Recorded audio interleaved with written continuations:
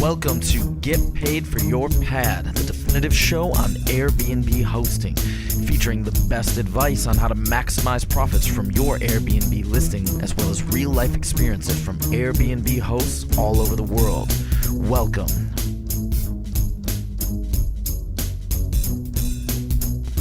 Get paid for your pad. Get paid for your pad.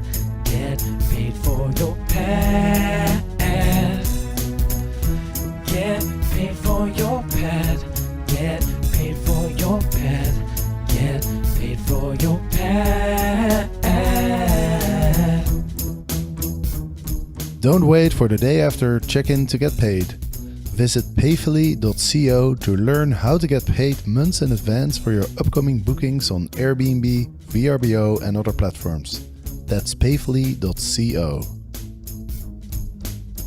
This week in the world of Airbnb, my name is Jasper and I'm hosting with Nicole Prentice-Williams, VP of Strategic Partnerships of Hostly.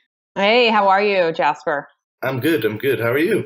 I'm good. All is well here in LA. Okay, great. Well, I kind of have to apologize because I didn't get a podcast episode up on last Monday. So I'm currently in Panama. After 6 weeks in the office, I got the travel fever. And so I jumped on the plane and I flew to Panama. Awesome. And I'm also probably going to go to Colombia, where finally my new apartment will be ready next month. Now I've experienced again that when you're on the road, it's so much harder to get organized and get a good internet connection and stuff. All right. Well, we'll have to make this one double good. Exactly. Yeah. Even better. There's a couple news stories out. Of course, last week we talked a lot about the big Airbnb announcement, the Airbnb Plus, Beyond collections, categories, super guests, super hosts, all that kind of stuff. And one of the things I wanted to talk about today is what's the future for Airbnb? What's their next step? Because now it seems like, with Airbnb for everybody, they've really kind of embraced the concept of, everybody should be able to stay at somebody's house. So the home sharing, I don't know if there's a lot of growth that they can still get in the home sharing area. And then, of course, there's the experiences. And we all know that Brian Chesky really wants Airbnb to be a one-stop shop for travel. Mm-hmm. And so the logical, sort of the missing piece in the puzzle is really the transportation and the flying in particular.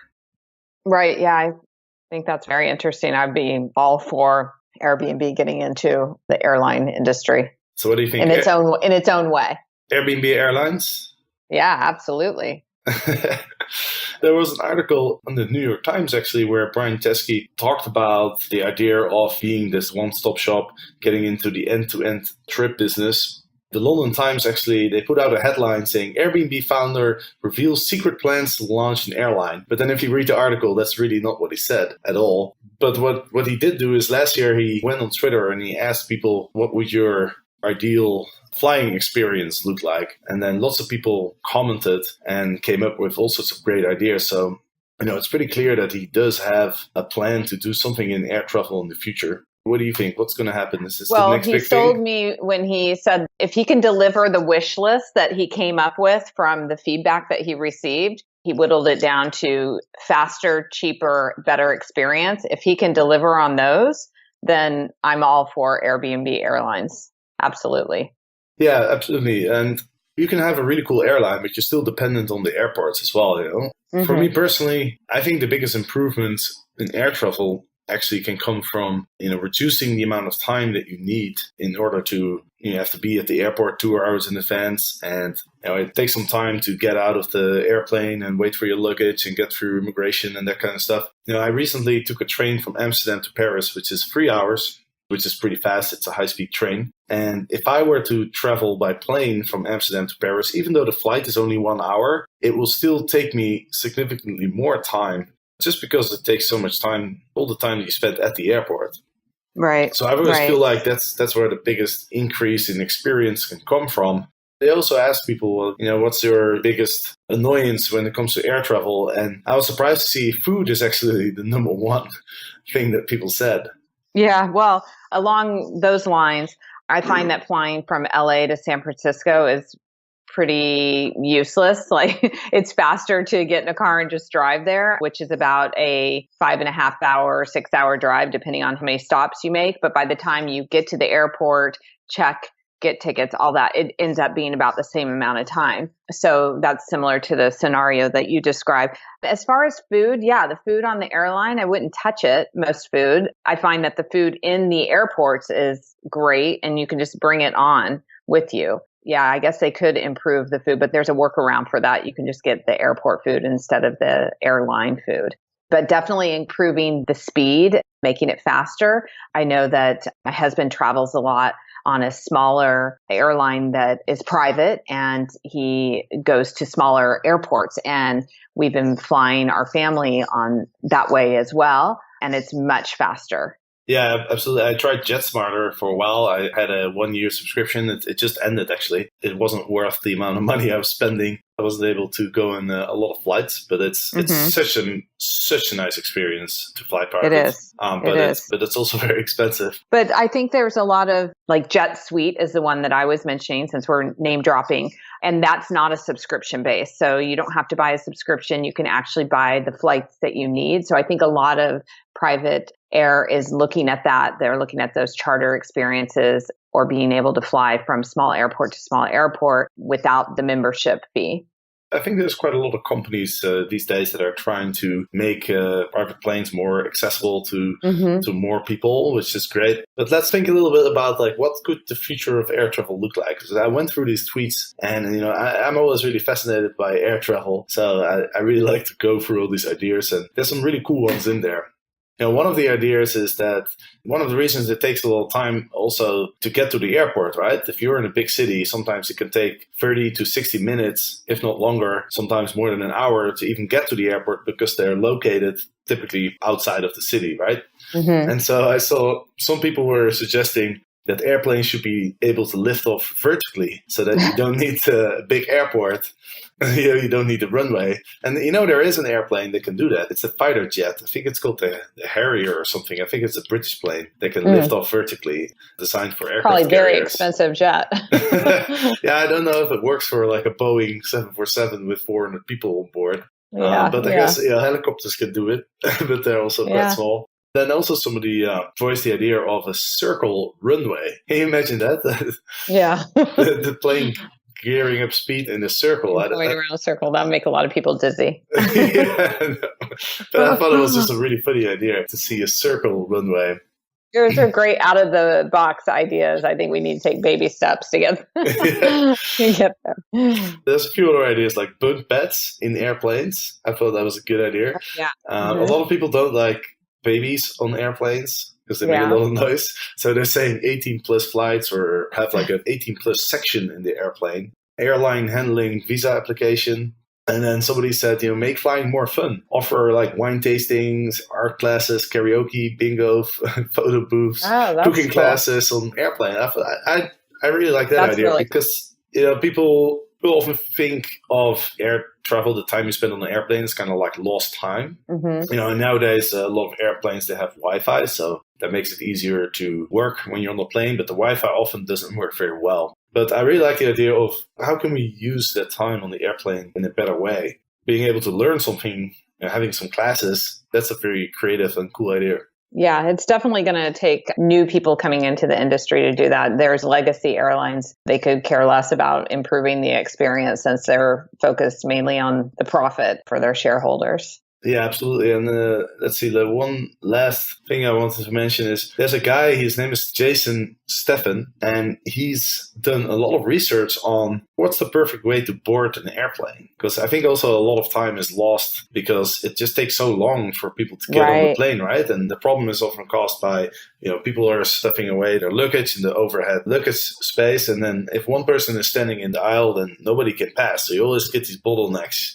You always stand around waiting for people to sit down. And so this guy, he actually created a simulation and tried all these different tactics. And he ended up with a method that's about 5 times faster. And the way it works is, well, first of all, you need to start boarding at the back. But then you want to have people kind of line up. And let's say you have 20 rows. So you start with row 20 at the back, the window seat, the 2 window seats first. But then you just skip to row number 17 because if you go to row number 19 or 18, those people are too close together and they're in the same spot trying to stuff their luggage away. So he found out that you need to let row 20 first, and then row 17, row 13, row 9, so that there's enough space for everybody to stuff their luggage away. You start with the window seats, then the middle seats, and then the aisle seats. I thought that was a really good idea, but I wonder if it's how easy is it to have people line up that way? You really need to assign everybody a spot lining up for the airplane. So I don't know how realistic this is, but I was quite impressed with the 5 times more efficient boarding time, though.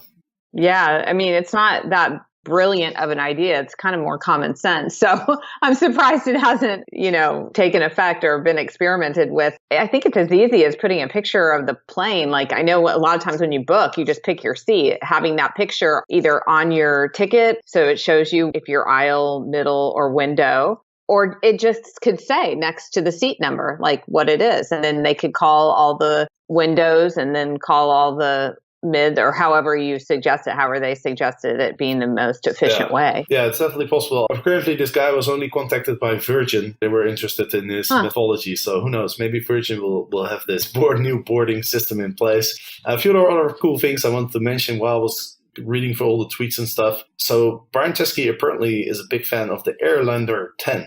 Have you heard of the Airlander? No. It's a massive hybrid airship developed and designed by a British manufacturer, Hybrid Air Vehicles. Basically, it's a helium airship. It's quite environmental friendly. It doesn't use as much fuel as a regular airplane. It doesn't go that fast, like 150 kilometers an hour, but it can carry like a massive amount of people. But the only problem is it ended up crashing a couple months ago. So now they have to rebuild it. So I don't know, maybe airships is the future of air travel. I kind of think of it as a cruise ship, You could maybe have like pools and cinemas and just make it really massive, but it goes a little bit slower. So instead of taking a fast plane, you just take a cruise ship, but then it's like a cruise airship. Interesting. So you'd sacrifice the speed of travel for enjoyment and experience. Exactly, yeah. Okay. I don't know if that's going to work with kids. I guess if they really like the activity, if it is like a cruise ship, but after a while they go a little stir crazy. But maybe for single travel. The airship's been around for a while though, right? They used to have airships back in the 1920s and 1930s or so. I feel like there hasn't been much innovation in air travel since quite a long time. I mean, back in the day, they had the Concorde, the high-speed plane, right?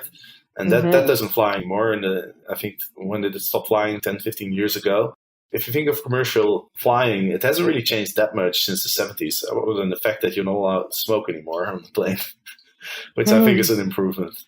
Yeah. Last thing I wanted to mention is I came across this website called Air Mule. I don't know if you've heard about that, but it's basically a way to fly for free. What you do, it's like a courier platform. So you can fly for free. You can even earn money. All you need to do is you need to pick up a package and bring it with you and deliver it at your destination city. Anyone wants to fly for free, airmule.com. Airbnb has changed the way people rent forever.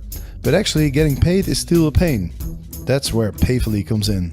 Payfully is a safe and secure way to get paid for your upcoming reservations within 24 hours of them being booked. Payfully deposits directly into your bank account, with funds typically available within 24 hours.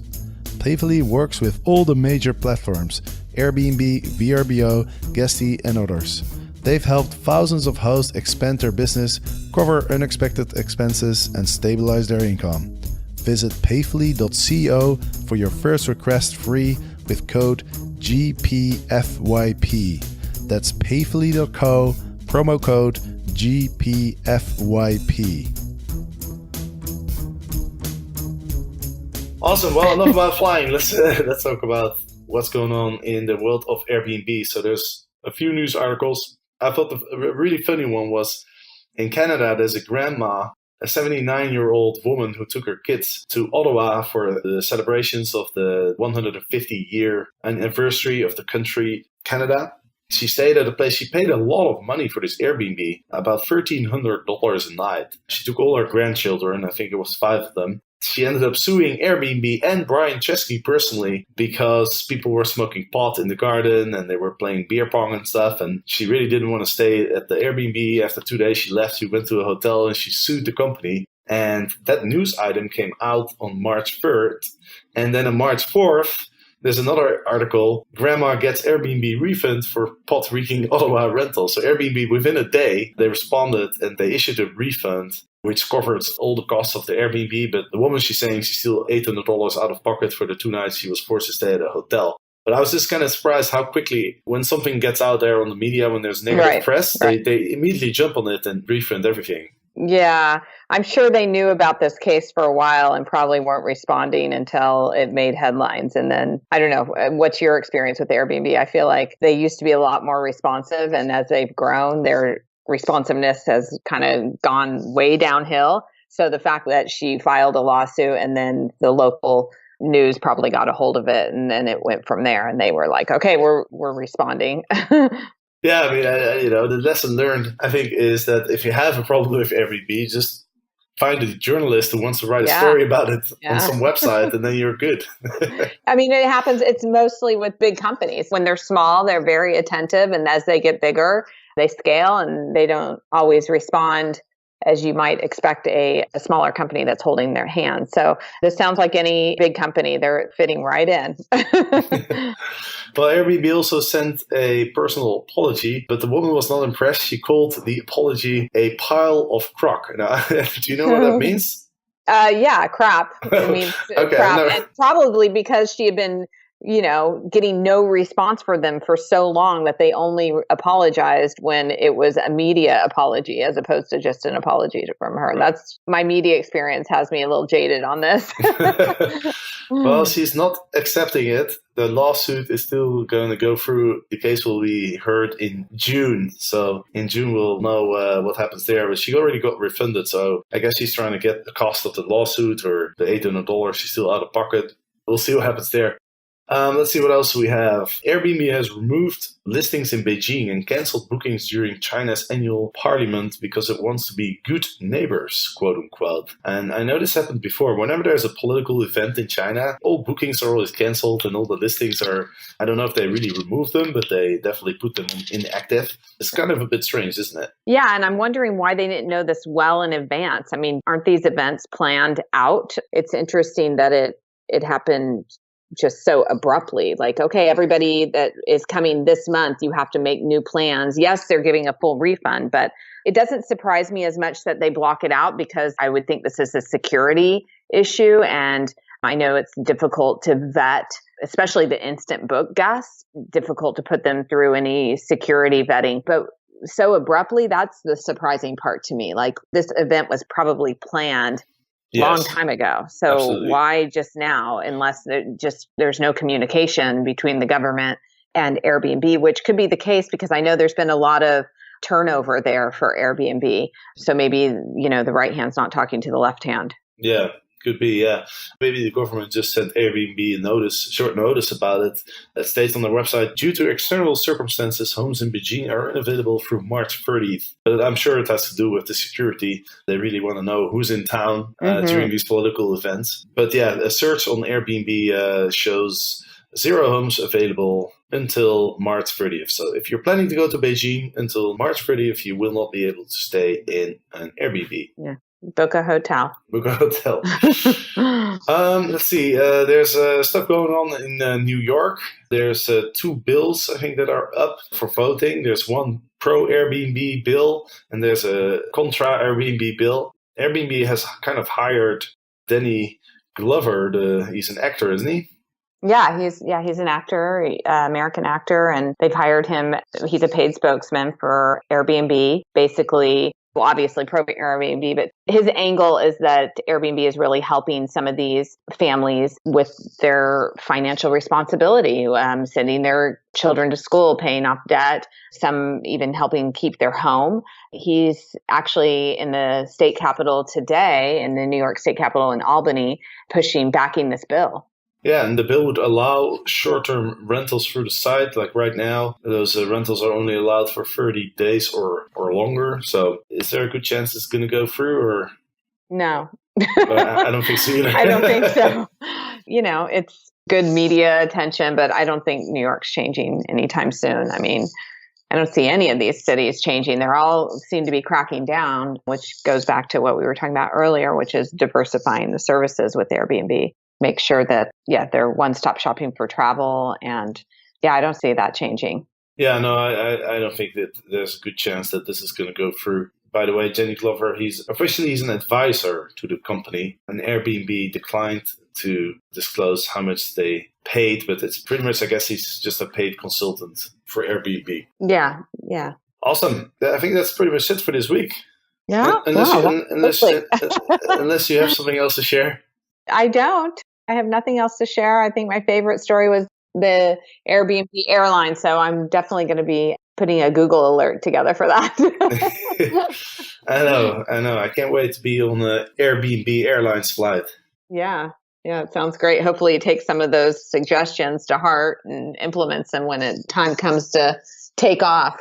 Absolutely. It will be exciting. All right. Well, Nicole, thanks for joining today. And for the listeners, thanks for listening. And I'll try to put up an episode on Monday, but I'm flying to Miami and I'm doing a course there, so I'm not going to have a lot of time, but I'll try to make it happen. If not, next week, of course, there will be an episode about the news. So hope to see you then. Get paid for your pet. Get paid for your pet. Get paid